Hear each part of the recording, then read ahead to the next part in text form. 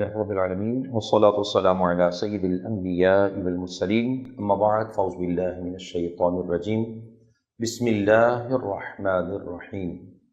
ایک نئے پروگرام کے ساتھ حاضر ہیں۔ آج جس موضوع پر آیت مبارکہ ہم تلاوت کریں گے، ترجمہ اور تفسیر سماعت کریں گے، موضوع ہے حلال اور طیب رزق، پاکیزہ رزق بندے کی سیرت کو، اخلاق کو، کردار کو بھی پاکیزہ کر دیتا ہے۔ تو آئیے قرآن مجید فرقان حمید کی آیت مبارکہ کی طرف بڑھتے ہیں۔ اللہ ارشاد فرماتا ہے یا ایھا الذین آمنوا کلوا من طیبات ما رزقناکم واشکروا للہ ان کنتم ایاہ تعبدون۔ ارشاد باری تعالیٰ ہے سورہ بقرہ اور آیت نمبر 172 ہے۔ اللہ فرماتا ہے اے ایمان والو، تم ہماری دی ہوئی ستھری پاکیزہ چیزوں کو کھاؤ، یعنی حلال چیزوں کو کھاؤ اور اللہ کا شکر ادا کرو۔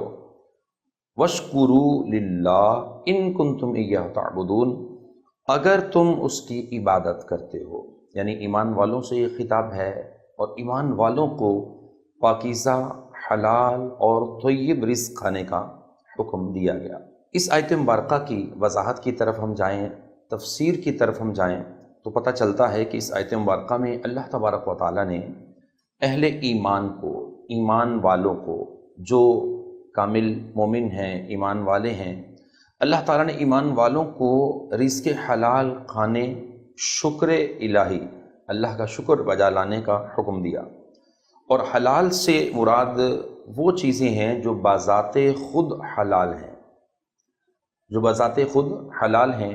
مفسرین نے لکھا ہے، فرمایا اس کا مطلب یہ ہے کہ جیسے اللہ تعالیٰ کی حلال کردہ چیزوں میں اگر ہم گوشت کی بات کریں تو بکرے کا گوشت حلال ہے، سبزیاں حلال ہیں، دالیں حلال ہیں، اس طرح کی جو چیزیں کھانا، تو حلال چیزوں کا استعمال کرنا، حلال چیزوں کا کھانا اور حاصل بھی جائز طریقے سے ہوں، یہ بھی مفسرین نے یہاں پر اس کے تحت کلام فرمایا ہے کہ ان چیزوں کا جو حصول ہے وہ بھی جائز طریقے سے ہو۔ مثال کے طور پر اس کو یوں واضح کیا گیا اور بتایا گیا کہ تجارت کے ذریعے سے، بزنس سے اگر آپ پیسہ کما رہے ہیں، اس سے وہ چیزیں خریدی جا رہی ہیں، تو وہ جو آپ حلال کما رہے ہیں، وہ جو آپ کی کمائی ہے، وہ تجارت ہے، وہ بھی حلال ہو۔ اور اسی طرح اگر وراثت میں آپ کو حصہ ملتا ہے تو وراثت کا حق جو آپ کا ہے وہ آپ نے لیا ہو، تحفے میں کوئی رقم ملی ہے وہ حلال ذریعے سے ہو۔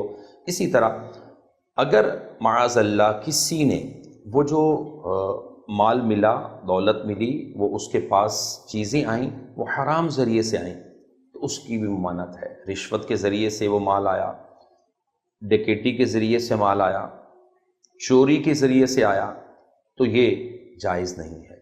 تو قرآنی مفہوم، قرآن کا جو مفہوم ہے، قرآن ہمیں جو یہاں پر ارشاد فرما رہا ہے، ایمان والوں کی تربیت کر رہا ہے۔ رب کائنات اس میں جو ارشاد فرماتا ہے کہ اے ایمان والو، حلال اور طیب اور پاکیزہ چیزیں کھاؤ۔ اب حلال رزق اللہ تعالیٰ کی عظیم نعمتوں میں سے ایک نعمت ہے۔ ہم اگر اس کی طرف جائیں اور اس کو سمجھنے کی کوشش کریں تو یقیناً ایمان والوں کے لیے اس میں بڑی نشانیاں بھی ہیں اور بہت زیادہ اللہ تعالیٰ کا فضل و کرم بھی ہے۔ اور فرمایا گیا کہ رزق حلال ایک عظیم نعمت ہے اور برکت کا سبب ہے۔ جہاں رزق حلال ہوتا ہے وہاں برکتیں نازل ہوتی ہیں، جہاں رزق حلال ہوتا ہے وہاں اللہ کی رحمتوں کا نزول ہوتا ہے، جہاں رزق حلال ہوتا ہے انسان وہاں پر اللہ تعالیٰ عز و جل کے خاص فضل اور کرم میں آ جاتا ہے۔ تو جہاں پر رزق حرام آتا ہے تو وہاں عذاب الہی کو دعوت دینا ہے، جہاں رزق حرام آ جاتا ہے خود پر قبولیت کے دروازے بند کر دینا ہے، جہاں رزق حرام آ جاتا ہے تو معاذ اللہ اس رزق حرام کی وجہ سے انسان کئی طرح کے مصائب و آلام کا شکار ہو جاتا ہے۔ تو اللہ تعالیٰ نے قرآن مجید میں ایک اور مقام پر اس کو یوں بیان فرمایا، یا ایھا الناس کلوا مما فی الارض حلالا طیبا۔ اللہ فرماتا ہے اے لوگو، جو کچھ زمین میں حلال اور پاکیزہ ہے اس میں سے کھایا کرو۔ اور فرمایا وَلَا تَتَّبِعُوا خُطُوَاتِ الشَّيْطَانِ إِنَّهُ لَكُمْ عَدُوٌّ مُّبِينٌ۔ یہ بھی سورہ بقرہ آیت نمبر 168 میں ہے۔ اللہ فرماتا ہے اور شیطان کے راستوں پر مت چلو کہ بے شک وہ تمہارا کھلا دشمن ہے۔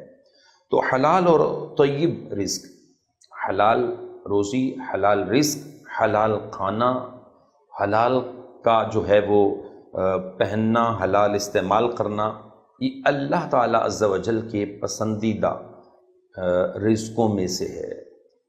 تو اللہ تبارک و تعالیٰ عز و جل کو بھی یہ پسند ہے کہ میرے بندے حلال کھائیں، حلال استعمال کریں اور حلال اور پاکیزہ میں اپنی سیرت و اخلاق کو پاکیزہ کریں۔ احادیث کے اندر ایک چیز کو واضح طور پر بیان فرمایا گیا کہ جو شخص لقمہ حرام کی طرف جاتا ہے، حلال استعمال نہیں کرتا، ایمان والوں کو واضح ایک پیغام دیا گیا اس حدیث مبارکہ میں، وہ پھر اپنی دعاؤں کی قبولیت کو بھی اور اس کے بھی دروازے رب کی بارگاہ میں بند کر دیتا ہے۔ کیسے؟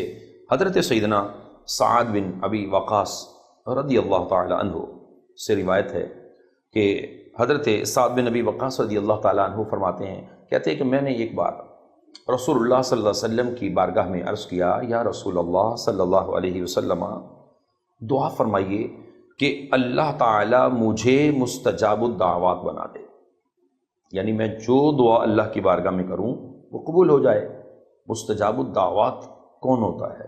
سمجھ لیجئے، جو بندہ اللہ کی بارگاہ میں ہاتھ اٹھا دے، دل سے اللہ کی بارگاہ میں عرض کر دے، کسی بھی چیز کے معاملے کے بارے میں رب سے عرض کر دے، دعا کر دے، رب فوراً اس کی دعا قبول فرما لے اور اس کی دعا قبول ہونے کا ثمرہ اور نتیجہ سامنے نظر آ جائے۔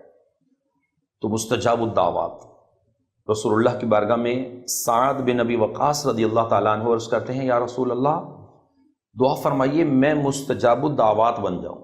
آقا دو جہاں صلی اللہ علیہ وسلم نے، حضور پر نور خاتم النبیین نے فرمایا، اے سعد، توجہ سے سنیے گا، بڑی اہم بات ہے۔ رسول اللہ نے فرمایا، اے سعد اپنی خوراک پاک کر لو۔ ناظرین توجہ کیجیے گا، آج ہم جس معاشرے میں جی رہے ہیں اور جو ہمارے معاملات ہیں، ہر طرف ہر جگہ کہیں نہ کہیں کوئی ایسی چیز ہمیں نظر آتی ہے جس میں ہم اس حدیث کو سمجھنے اور پڑھنے کے بعد ہم غور تو ضرور کریں گے کہ ہم کہیں اپنے رزق میں کوتاہی کی طرف تو نہیں ہے۔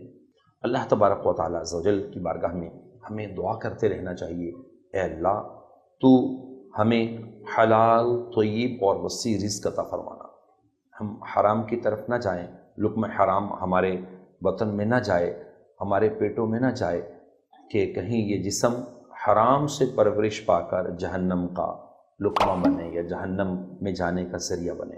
اللہ ہم سب کا حامی و ناصر ہو۔ اللہ نگہبان۔